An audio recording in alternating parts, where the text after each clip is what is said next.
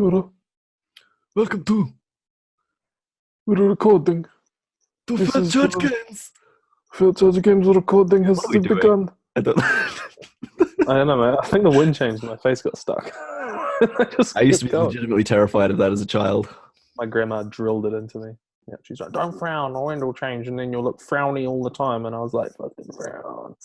Well, that's why I kept eating crusts, and try as I might, I still have this limp mop on my head. Oh, That's okay. did you also eat your greens?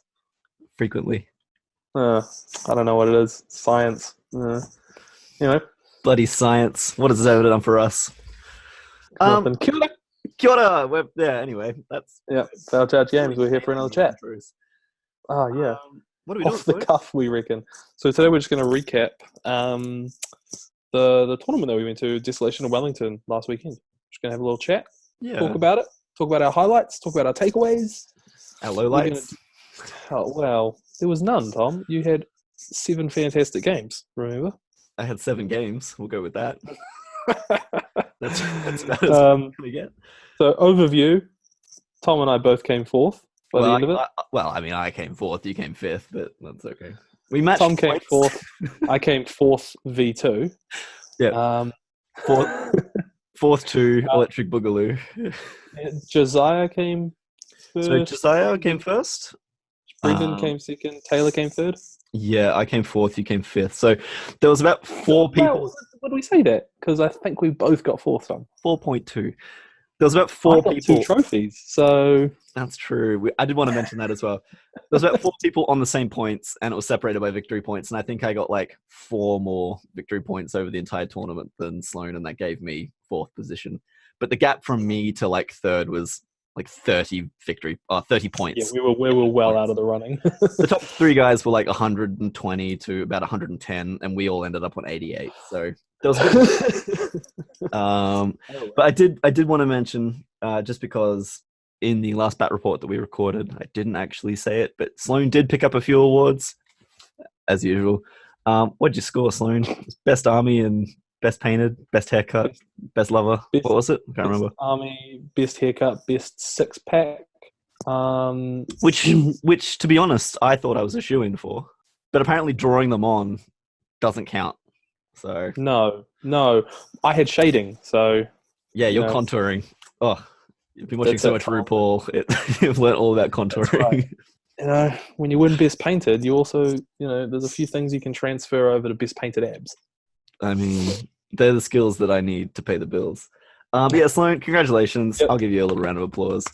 To those who aren't aware, in pretty much every game system that Sloan enters into, he generally comes away with a lot of awards for Best Painted and Best Army. So he's continuing it and filling up his trophy room with more and more stuff.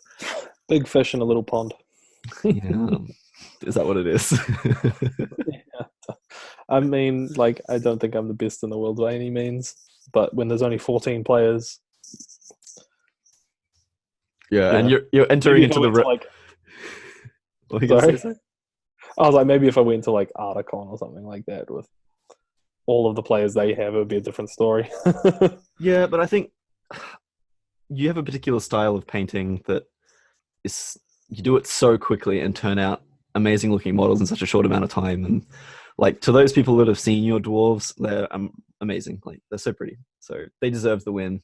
Yeah, it was good. I was stoked because I did put a lot of hard work into it. So, and it was nice to show. Yeah, it was probably the highlight of the weekend for me. Was definitely getting that award. So where was I? That is one thing I wanted to mention in the tournament. I think the painting scores were kind of not really considered by a lot of people. They just started throwing numbers down. I think everyone was a little bit more generous than they should have been, especially because the players pack itself did have, if you got a 4, that's one of the best armies you've ever seen kind of thing, and a 5 is like god tier. But from what I could see, pretty much everyone was just giving 4s for everything, which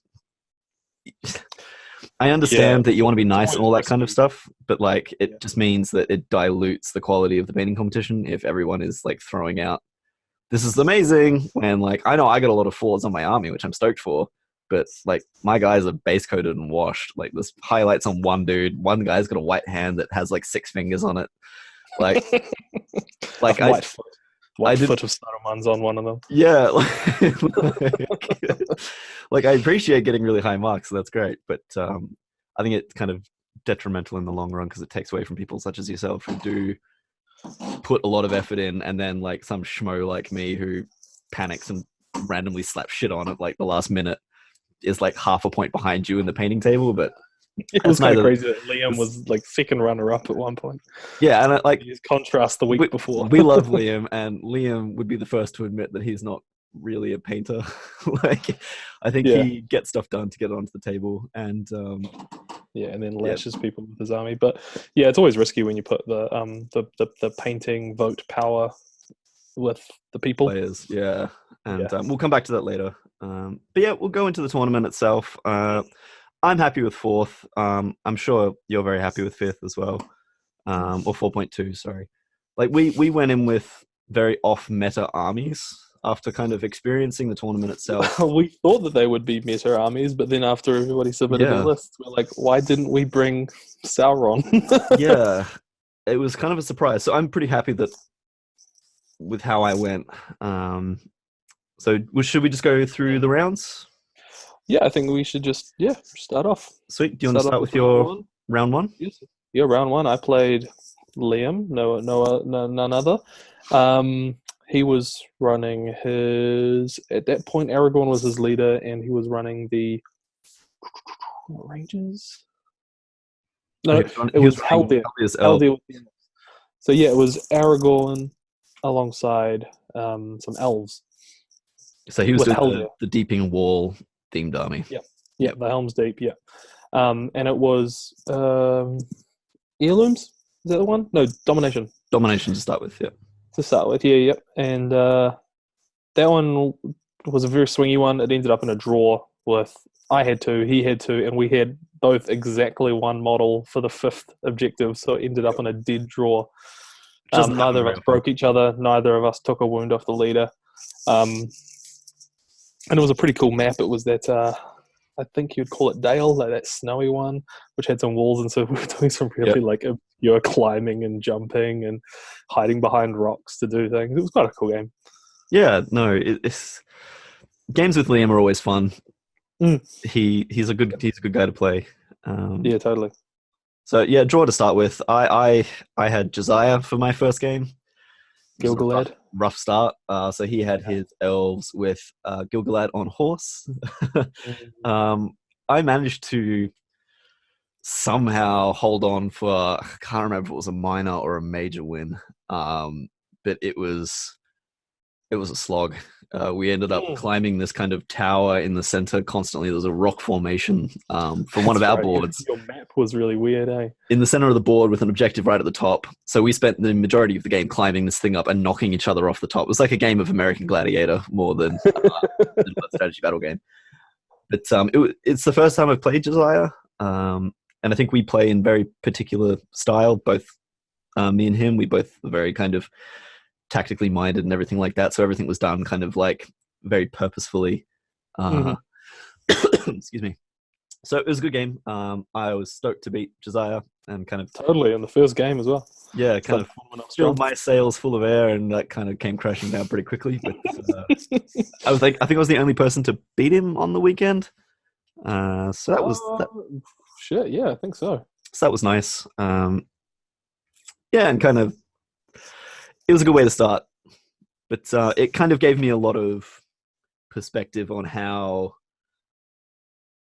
one-dimensional Uruk-hai are, and it kind of also introduced me to the fact that I became very reluctant through the tournament because of the amount of large heroes that were involved to start throwing alerts into combat. Because a lot of them, almost all of them are like wound leader. Yeah, wound leader. Deciding factor in the game, which I will talk about in one of my later rounds, which I accidentally did. I didn't realize it was one of the scoring factors. So yeah, I just never threw alerts in. And he's not a tough hero. He's a 90-point squishy Uruk-hai versus Gilgalad anyway. Yeah, so I mean, against most people, you can kind of throw him in and hope for the best. But when you've got kill leader points in there, he was just almost 90-point tax. Like, he just kind of stood around and didn't really do a whole bunch of anything. But that was kind of more on me. I could have found something for him to do, but I felt the same didn't. with my leader choice as well. Barlin, I think I probably put him into 3 fights all weekend, Yeah, maybe 4. And I think he probably killed two models, maybe 3. yeah, rough. I think it's kind of indicative of the meta in New Zealand at the moment that go Yeah, big or go home. yeah. Um, Take 3 models and one of them is the Balrog or something. yeah, or Sauron Yeah, or something like that. yeah. All right, How's your round round two. two? Round two. That was versus Sven, one of the younger guys at the tournament. That was Storm the Camp. Yep. 2 corners, got to get to each other's corner. He was a good sport. He was running elves with a few bows, and he probably should have just stayed in his camp and let it come down to the other scoring factors. But Mm. we were both like, nah, let's meet in the middle and have a clash. And me being the gamey fucker that I am, I didn't just have a clash. I ran 2 dwarves behind and took his camp Yep. instead of just fight in the middle.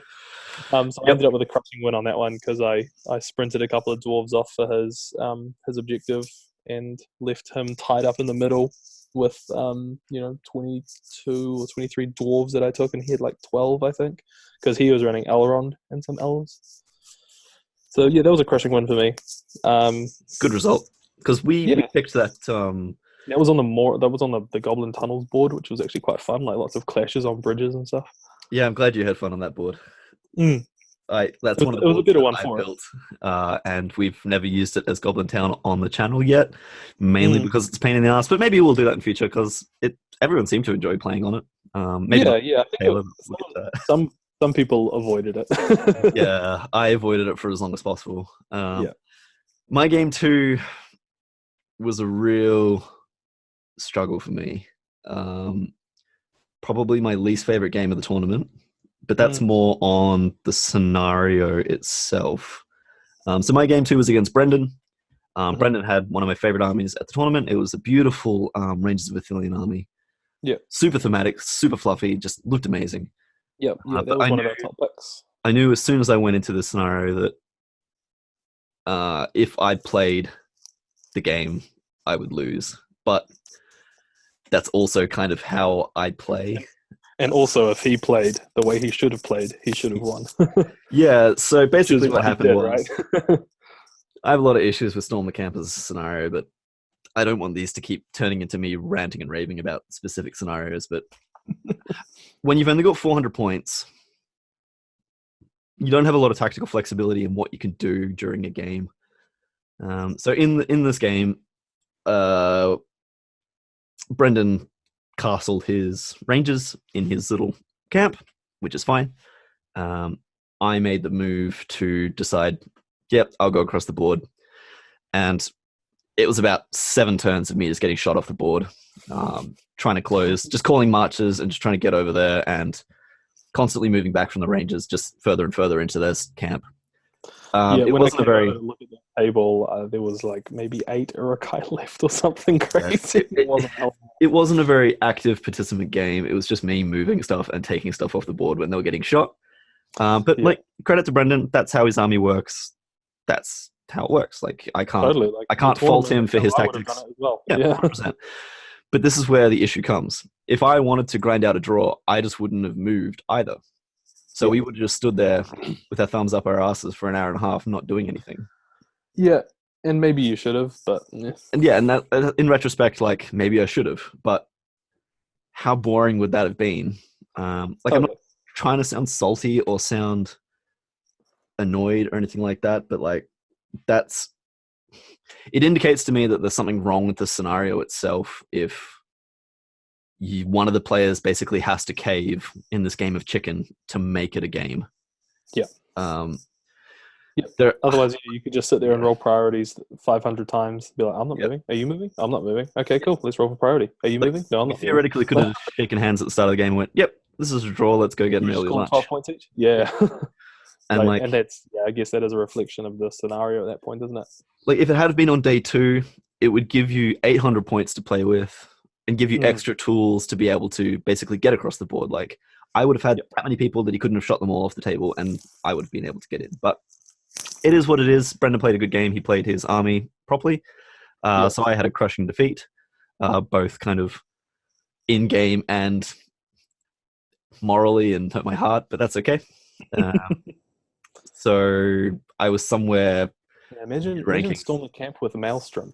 That'd make it interesting. Well, I even think being able to deploy 24 inches in, because Mm, you start so close to your corner that even if you were moving towards each other, that's 4 or 5 turns of just walking, absolutely. Yeah. which is not exciting. Nah, which is how Lords of Battle or whatever that last one on day two is like as well. You're 12 inches, so you're 24 inches away from each other. When Yeah, you're a dwarf, that's 5 turns before you even touch them. yeah. So, yep, Especially if they decide to camp. Anyway, I don't round have a three, great eh? game two. Yep, so round three, how'd you go? Round three, I went up against Josiah in round three, which was Lords of Battle? maybe that was Lords of Battle That actually. was Lords of Sorry, Battle. I Yep. was thinking of To the Death on day two. Lords of Battle, where you just like going for kill count, and going for kill count with Gilgalad on a horse. Uh, he definitely had the advantage in that one for his list. I think I gave him a good run, but we both kind of at the start of the match agreed to make it a quick one because I really needed to shit. Because I come back from Subway. I really needed to poo. So I was just like, I'm just going to deploy right up against you. And he's like, okay, I'll do the same. Let's just make this quick. And so that's all we did. We just ran at each other. And, elves win fights. Yep. So, yeah, they were winning most of the fights and, getting some lucky wounds here and there. And well, I wouldn't say one-sided because I got a few kills as well. But he took off Balin with a Gilgalad heroic combat in turn 2 or 3 or something like that. And from that point onwards, it was just kind of like, let's just scrape by, see what happens. Yeah, like Balin's a good hero, but compared to someone like Gilgalad, it's kind of... Yeah. I mean, that wasn't the first time that Balin just got completely stomped. off the board. Yeah. Yeah. One fate, 2 wins just doesn't last long. My game three. It was a good game though. Josiah's a great opponent. He's really fun. Yeah, Josiah's a great. Yeah, he'll be whipping your ass, but he'll be doing it in such a gentlemanly like fashion. Yeah, you never feel like your loss is hurting you in any way. Like you and I play different game systems as well, and there's some games that when you're losing, it's just the worst feeling, and like people make it painful for you, and some people seem to relish that kind of thing. But yeah, Josiah's not one of those players. He kind of went, "Yep, cool, that was fun. I learned some stuff." My game three was against Julia, and she faced a full wrath of a salty Tom. So I came off my game two not in a great mindset, and kind of, I went into full tournament mode, and Julia copped the worst of it. Lord's Battle. She had the 3 hunters. I had a full Uruk-hai army. We were on a board that had no terrain, which I had some words to the TOs about. It was hard on Julia to begin with, and I just shot her off the board and like just wheeled around, pulled some old historical battles, tactics that I used to play in like old historical games. And I got a crushing win. Rohan, basically, right? You just rode around her and I just kept moving. She just couldn't get into combat, and I just picked her off. And like, it wasn't fun. It wasn't an active participant game. Like, Julia may as well have not have even sat down. Like, it was a foregone conclusion and kind of pointless before we even started. But it was a crushing win for me, which kind of put me back up the rankings a little bit. But yeah, again, it wasn't a nice feeling, that game. You don't go to tournaments to just kind of table someone very, very quickly. You don't expect it anyway. No, and like I've played Julia a few times, and she's an exceptionally good player and an exceptionally lovely human. And she bad roller, but she didn't deserve the kind of full wrath of salty tournament Tom. So sorry, Julia. Yeah, so I got a crushing in third game, and then the fourth game I got my comeuppance, so that's okay. Do you want to start with your fourth? Yep. So my round 4 was against the TO himself, Declan, running the White Council in Contest of Champions. Saruman being leader. Saruman and Treebeard, wasn't it? Saruman and Treebeard, yeah. So, I mean, I had the advantage right from the outset because of the list. Yep. Saruman not being a... known for his killing potential, yeah.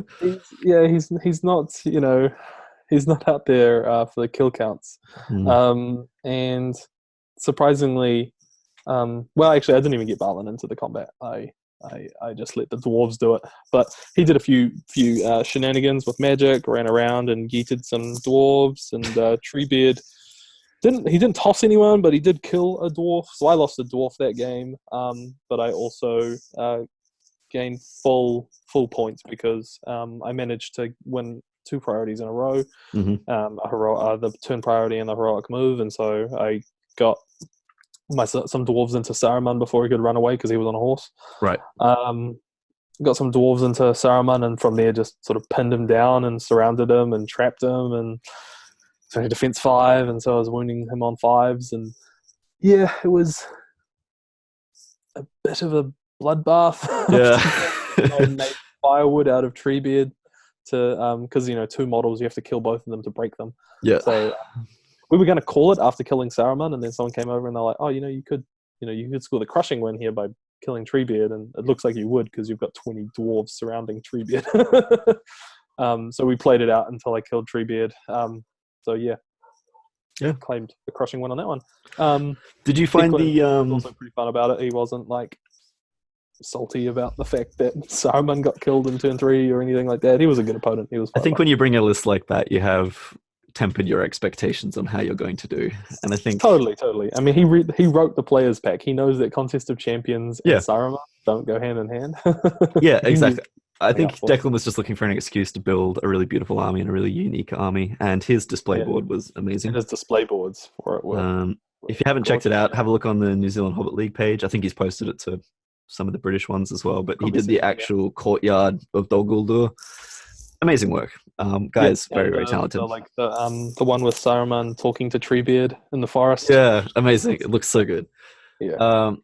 How did you find the scenario modification for the 6 inches apart? Because obviously dwarves can only move 5. Did that impact you in any way? I mean, it could have. We still deployed. I mean, I think I deployed right up against the halfway. Right. And he deployed 6 inches away, so I was guaranteed not to get him if I won the priority anyway. Yep. So yeah, it was a bit tricky, but I think overall, 6 inches is a much better move for every army. 6 inches away in Contest of Champions, it gives both players a little bit more leeway than that first dice roll for the heroic move. Yeah. I mean, I stand by what I said, or at least I think I said it in the list review, in the fact that if shooting and magic was okay for kills as well, that would make Contest of Champions a much more interesting scenario. Yeah, combat, which makes some heroes just useless. It makes them useless. So for my game 4 in Contest of Champions, I copped Callum and his Balrog. So I'm not sure which RNG gods I pissed off, but I drew the Balrog for Contest of Champions with Uruk-hai. And we were joking about it all lunchtime. Yeah, all lunchtime we were discussing, wouldn't it suck to get the Balrog at Contest of Champions? And, man, I really hope I avoid the Balrog, and I don't want to play the fucking Balrog. And yep, of course, I get the Balrog. I mean, just on a side note, before we get into this, Cullum, what a trooper. He ran Balrog and Bat Swarm and won both Domination and Storm the Camp with them. Yeah, I don't know how that happened. Callum was one of the other ones who joined us on 88 points. I think he may have finished 6th. I don't know. Maybe 7th. I think maybe 6th or 7th. Sorry, Callum, I can't remember. But yeah, our game, I was pretty defeated before we even set up. I came up with a few tactics on the fly, trying to stop the Balrog, involving just shooting it a lot, because why not? Uruk-hai bows can at least kind of hurt it. I killed the Bat Swarm pretty quickly. Yeah. But yeah, I mean, there's not a lot to say. He took off a lot of Uruk-hai very, very quickly. Mm-hmm. That was pretty much it. Basically just taking 3 off per turn, right? Yeah, at least. Yeah. I mean, he has 4 attacks. He rolled an obscene amount of 6s to win the fights. He actually mentioned that I didn't think he'd rolled that well in a while, but against me, every fight was like a number of 6s. It was insane. It didn't go so well for him against Josiah, I heard. No, but the Balrog got taken down by Gilgalad. Yeah, I mean, that's what he's for. But yeah, it was rough, but it was fun. Like Callum's a really, really nice guy, and I didn't get to play him at the last tournament we were at, so it was nice to have a game against him, and we had a lot of fun. I think he felt a Sweet. little bad about inflicting the Balrog on me in that tournament, but He knew what he was doing it's fine. as well. Yeah, exactly. No issues there. So that was the end of our day one. I think we Shout finished. outs to Flamingo Joe's for those cocktails Saturday Oh my night. god, yeah. Oh, There was yummy. some tournament indecisiveness, that awkward kind of thing where you get a whole bunch of nerds in one room and no one really wants to be the alpha and take control of where anyone's going or anything like that. So we all milled around for a while, kind of being like, we're gonna get dinner, we're gonna do this, and eventually me and Sloan were just like, fuck this, we're hungry. So we went out for some. Grabbed a couple of younglings with us. Yeah, so Took Liv and Callum. Yeah, so they came with us out for dinner and had a few drinks and some food, which was nice. Got some Kai. Yeah. Oh, and Which was Liam. all good. And Liam, yeah, strong arm. And then day two.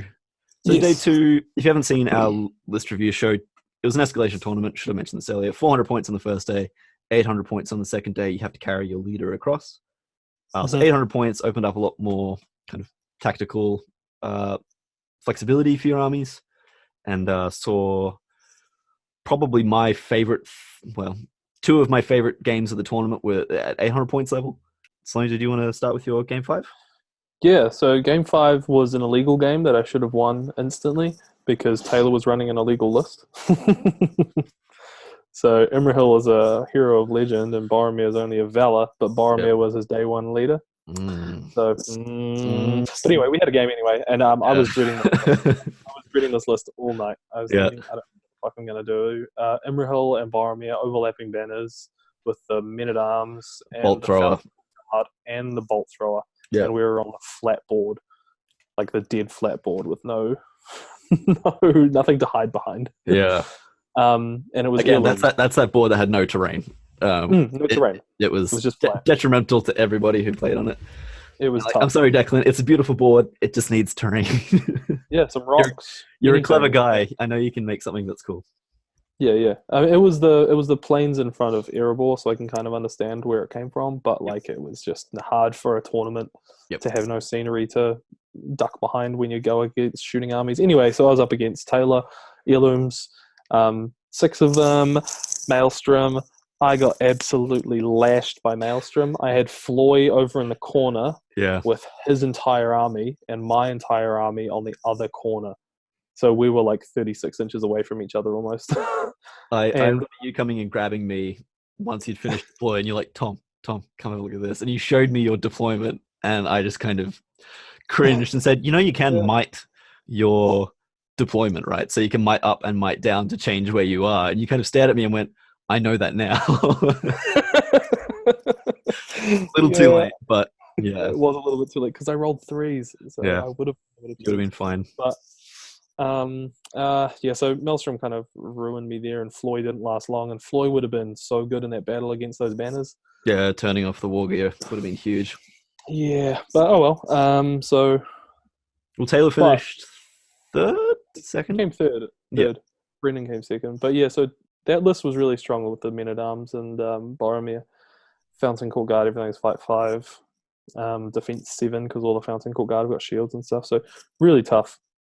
And it just sort of one of those ones where I kind of got lucky with the heirloom. And I was running my dwarves over to try and help Floy, because Floy managed to hang, well, Floy himself didn't, but his warband managed to hold on for more turns than I thought. I think it was like 4 or 5 turns his warband survived. Considering it wasn't a very big warband either, it was just like it was just a few archers and stuff, wasn't it? His warband. Yeah, well, it was the 2 smaller warbands, so I think 14 models in total. Yep. And then the 2 big warbands were like, oh, let's go help our buddies. And then I just ran a couple of dudes off to go and check off the heirlooms that were away from everything. Yep. And of course, the last one left was the one close to me, so I just grabbed that and just sprinted this dwarf behind him. But they are natural sprinters. They are natural born sprinters. They are, yeah. But what happened was I didn't read the rules properly, and I would have won. Yeah. I put Balin into combat with Boromir, thinking I want to get courted because I want the game to end. I've got the heirloom, and I'll score 6, and he'll only score 4. But I didn't read it properly, and there was a wounds on leader scoring, This is Heirlooms has 4 different things. Yeah, it's got a lot. Yeah, Heirloom. It's got the cap. It's got the leader. Yep. It's got the breaking, and it's got the banner. And I was trying to get courted so that I could just get the 6 points and score the minor win. But I threw Balin into combat, not realizing that he could score points for killing Balin.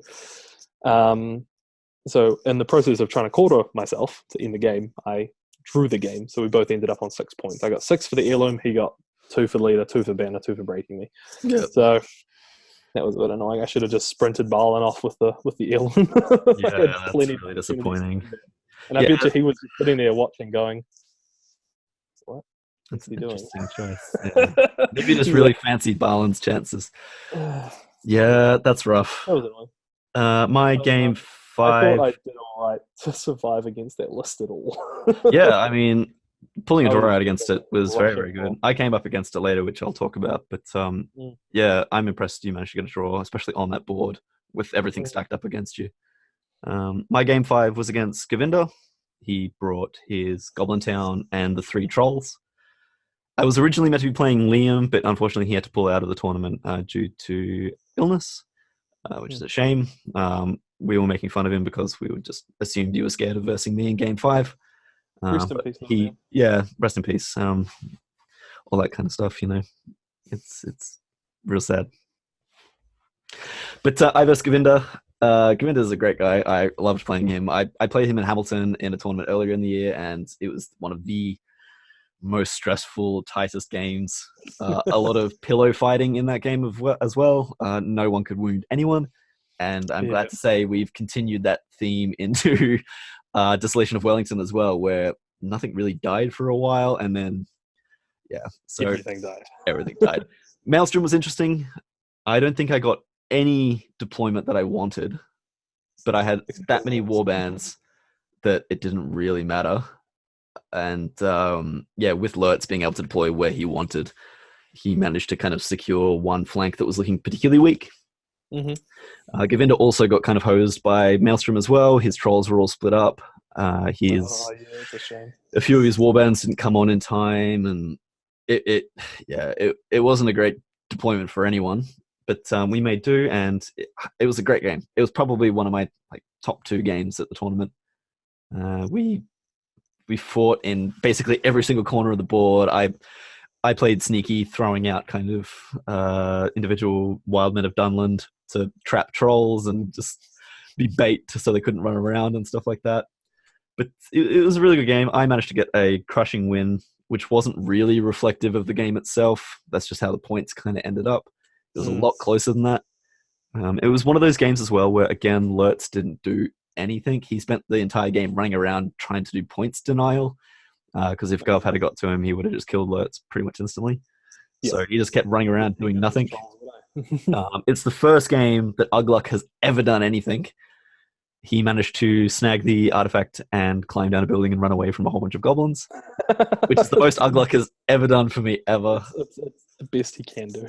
There's such little expectations on that boy, and he achieved more than I was expecting. Consistently, I probably should talk about this at the end. We'll talk about MVPs and stuff like that for the tournament at the end, or else I'll start ranting. Yeah, it was a really good game. I always want to play Gov at tournaments just because it's a lot of fun. We kind of have a very similar style of just throwing. I'm yet to play him, but he seems like a really cool dude. Yeah, it surprises me because you were kind of in the same positions that I were all the way through, so I'm surprised you didn't come up against him. It was a good game, and it was nice to get the win, start the day with a win. And then, that's your tournament tradition. Both days. And then we can talk about game 6 together because we drew each other. Yeah. Game 6, I played Tom. Worst game of the tournament. Just such a pain in the ass. Absolute ass. Yeah. Gamey fucker. Ran Urukai. Just what a dick. Yeah. the table we had, I thought heavily favored me to start with because it was covered in trees. I'm like, sweet, I can run through trees. I've got scouts. This is what they're for. And then we read the little, because each table had a specific bonus attached to it. We read the bonus, and it was all rocky areas are also difficult terrain. and like a good 50% of the board was covered in rocks. Just like right in like key areas of like a rock, big long rock, right in the middle of the board. So Like suddenly all of slope. Sloane's Rangers were able to just run all over the place, and I couldn't Yeah, catch yeah, they became like zippy little fuckers. It was great. pain in the ass. Yeah, It, I think we both got a little more stressed in that game than we needed to, as is the way. I think.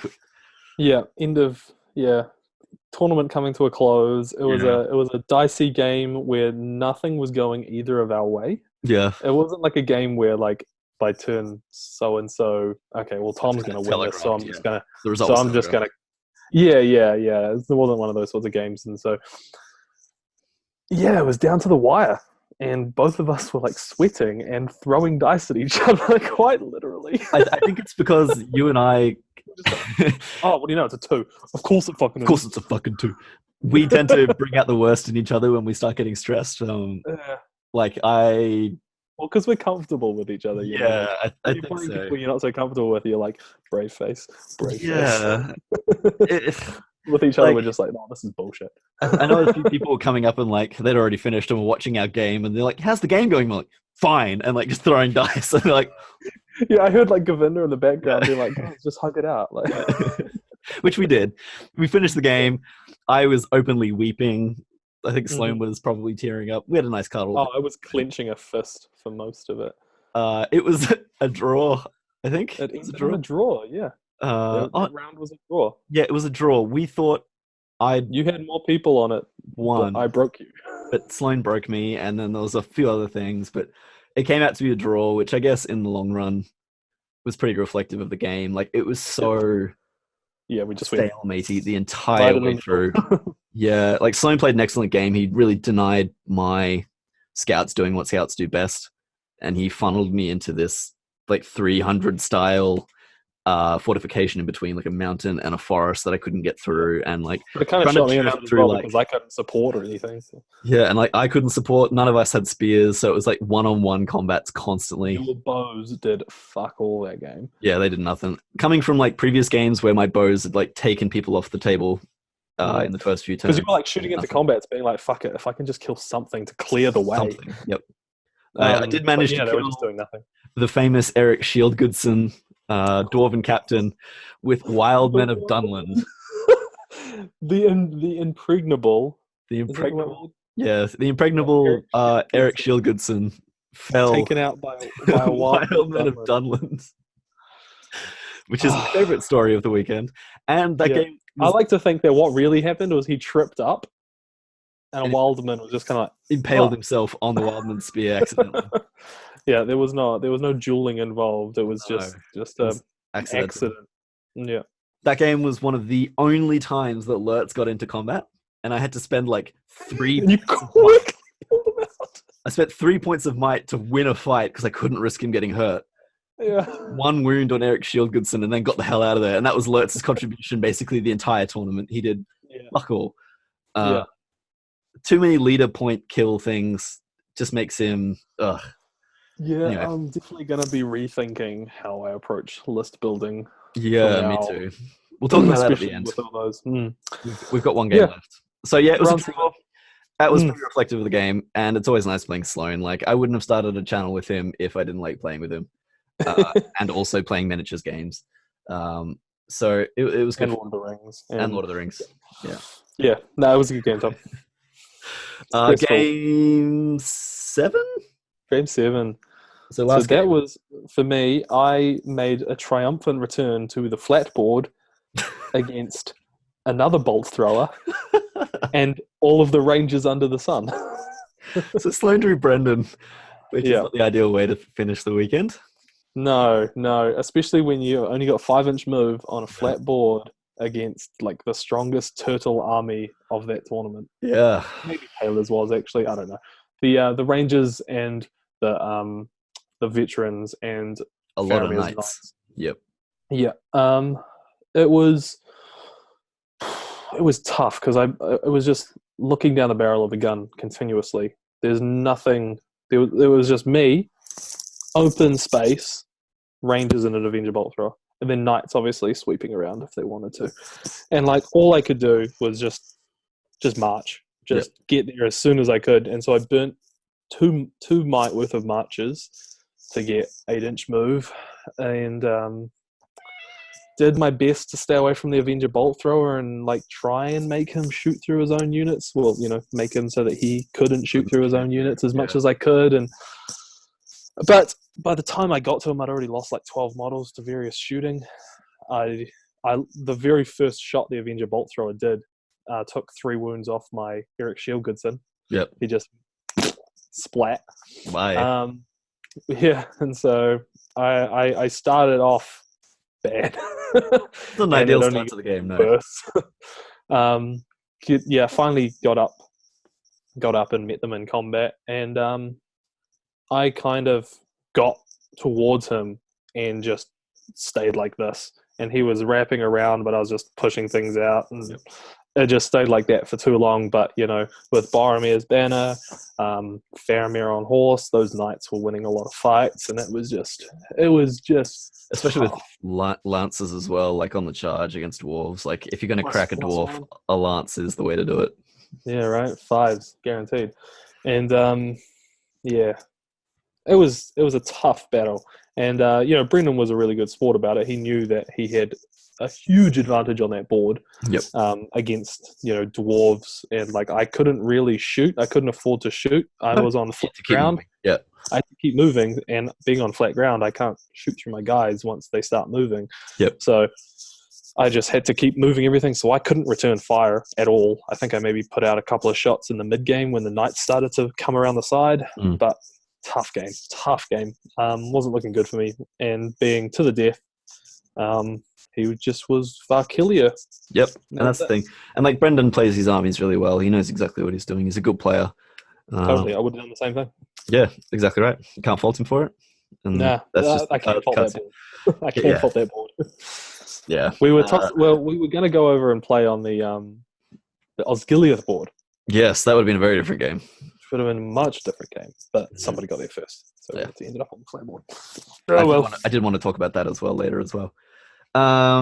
My game 7 was against Taylor, and this is the kind of first opportunity I would like to say, Taylor, I apologize for the way I played in game 7. It was the most like anti-exciting game I've ever played.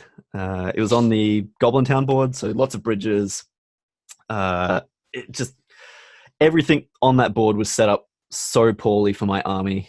He had the Imrahil Boromir connection, so he had really high fight values. He had the ability to support with like pikes and everything like that. So he had the bolt thrower. He had a bolt thrower. On narrow bridges, I would only be able to get like one dude into dudes of like groups of 3. So I was never ever going to be able to win that if I came out and played my game, like how I would normally play. So I set up in something that I hate doing, which is that castling style. I played so negatively and so anti-fun, and it ashamedly worked for a long time. I think Taylor was getting quite frustrated because in about 4 or 5 turns, I'd managed to shoot off like 12 Fountain Court Guard and Men-at-Arms of Dol Amroth just with Uruk-hai bows. Wow. And was constantly just moving away from line of sights for his bolt thrower. Yeah, I sat on one little island and just fortified this island. Like there's no space on this island that you could have got a guy onto. It was just covered in Uruk-hai. It wasn't a fun game. It was a slog for both of us. He did get the win eventually, which he probably did deserve. But it was by one guy, I think it was. I can't really remember, but he did get the win. It was not a great way to finish a tournament. Like it's so against the way I like to play, but I was just kind of a bit over it at that point and exhausted. And that's a tournament list, eh? Taylor ran a tournament list. Yeah, 100%. And like spammed Fountain Court Guard, spammed Men-at-Arms, Avenger Bolt Thrower. Yeah, and it was a really two good big Gondor heroes. But like the way I figured it as well is Taylor was second on the rankings, and if he wanted to win the tournament, he needed to play. And he needed to come at me. And I kind of went along with that. And I went, well, come get some. I sat in my little corner on my little island of Uruk-hai sadness and waited for him to come over. And He eventually got over. I did a lot of damage. Yeah, it just wasn't a very exciting game. So sorry, Taylor, it wasn't very fun. That's nothing against you. You played the game correctly. It just that board with my army and your army, it was never going to go any other way than that. So it is what it is. But that Goblin Town board is tough. It is tough. It's better for scenario play than tournament play. Oh, remember that test game we did with your actual Moria? Your actual Goblin Town. Yeah, we played a Goblin Town versus Uruk-hai army on that Goblin Town board. I had like 100 and something goblins, and it was an exercise in torture. Patience. Yeah, it was painful. Yeah. But I finished fourth. You finished 4.2. It was a good tournament, and congrats on Josiah for winning it. And Taylor and that prize pool though. Yeah, I mean the guys TOs really took care of us. Like I provided some terrain, and they bought me a little present for that, which was exceptionally sweet. Thanks to Tasana as well for providing all weekend. Tasana providing sweets, some nice vegan treats as well, which was really nice. Oh, I've gone fuzzy. Come back, thank you. It was a great tournament. It didn't have the results I would have liked. I would have liked to have finished a little higher. Podium would have been nice, but it was a lot of fun, and it was nice to see everyone. And that's what's so special to me about the New Zealand kind of Hobbit League, which is the name of the community here. It's always nice to see the people. Like I don't think there's anyone in there that I don't get along with or don't enjoy having a game with. Super friendly bunch. Yeah, great. Friendly and.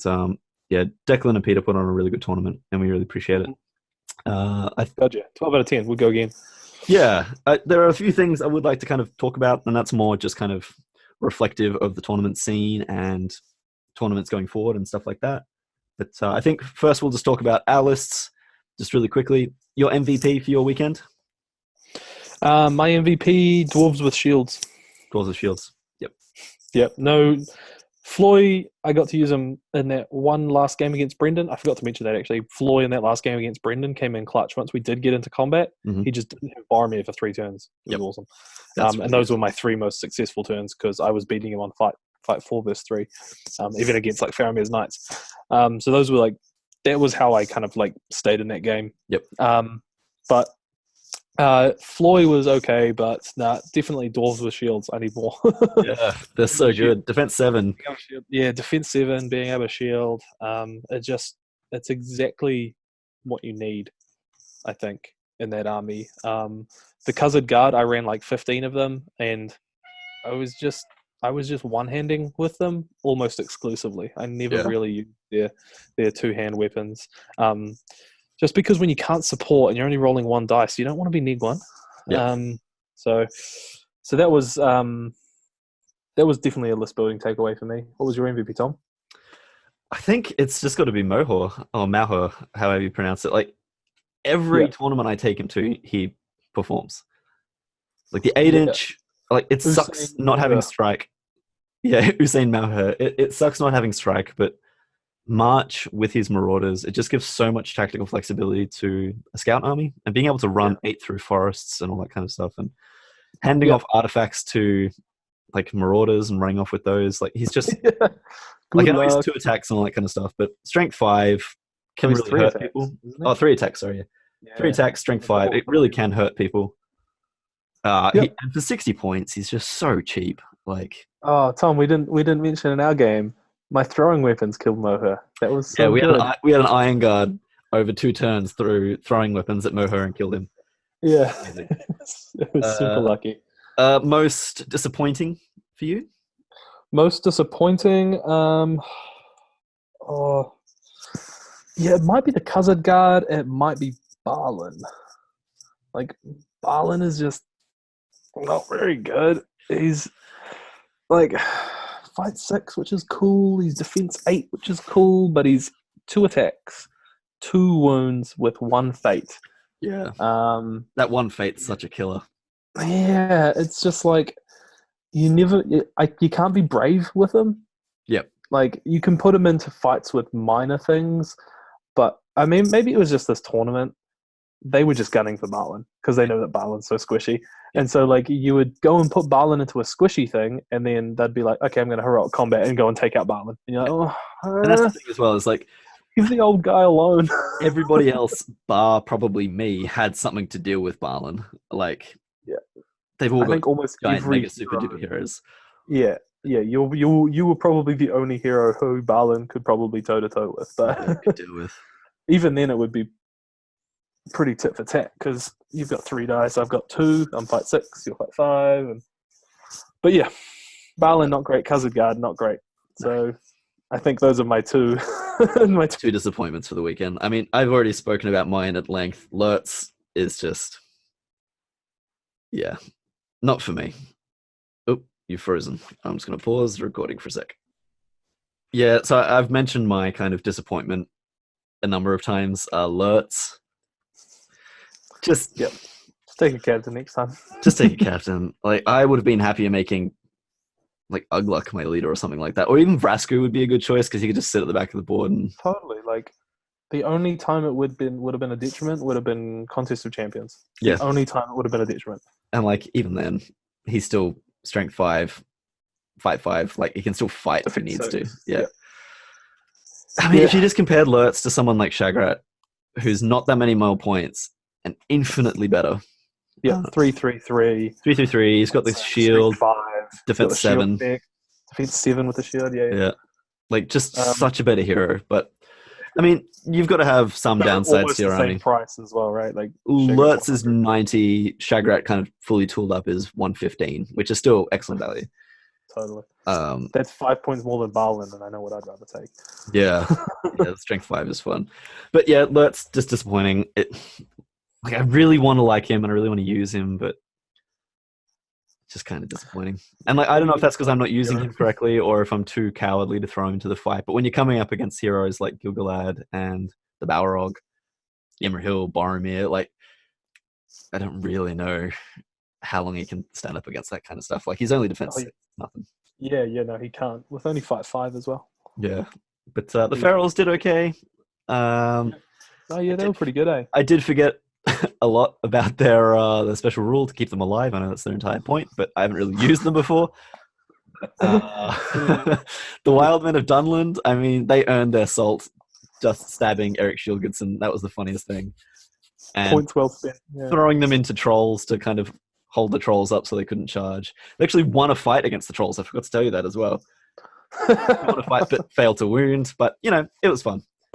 That's what the chef is for. What changes would you make to your list? Yeah, so Balin, I'm definitely thinking swapping Balin out for Durin. Yep. And then just making all those colored guard half guard. Yep. Very good shout.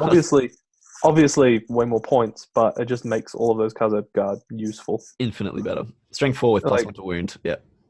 Right, and no neg 1. No neg 1 to fight. So they just 2-hand every single time. +1 to wound everything. That's just amazing. Because like I said, I wasn't even new. And Durin's also just a much better hero than Balin. Yep. He's got all those cool effects, and he's got better stat line. We talked about. I think he's only 1 fate as well. Yeah. Get the Scorpion in there. Yeah. The Ballista. That would be pretty cool.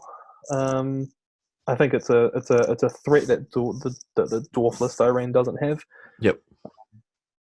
Because that's like it only scatters 3 and strength 9. Like, it's pretty nasty. Superior construction, all that kind of stuff. But I think, like, we've discussed it in the fact that it gives you the ability to reach out and touch someone, and if they don't do something about it, you can just keep hurting them hard. Like, it means that they need to be proactively trying to stop it. Like, we were finding in a lot of the games that we were playing, because we didn't have an answer for that kind of thing, we had to play reactively. Which doesn't really suit either of our lists. No, I don't have the flexibility to be reactive all the time. Yep, especially when you got 5-inch movement and stuff like that. That's exactly what I mean. And then, yeah, so I think those changes. Another thing I'd really like to try out is the King's Champ. I think the King's Champ is fight 6, strength 5. Very good. 2 attacks, maybe even 3 attacks. And like 4 fate, I think, in total when you keep him nearby his dudes. I think all up, yeah. He's I think just he's a got. really cool model.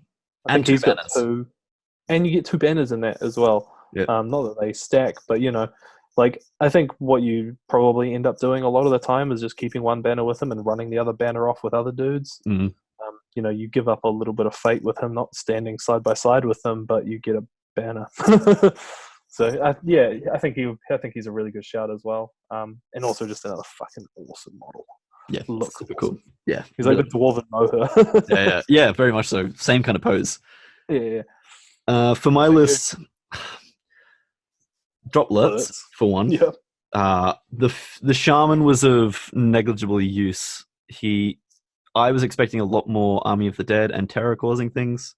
Yeah, because that makes them fearless, eh? Makes them fearless. Yeah. I very rarely remembered the save, and when I did, it actually came off quite a lot, and I managed to save a few dudes. But yeah, you did. In our game, you did. Yeah, I had that much like number superiority over everyone anyway. It wouldn't have really mattered if I had lost those people.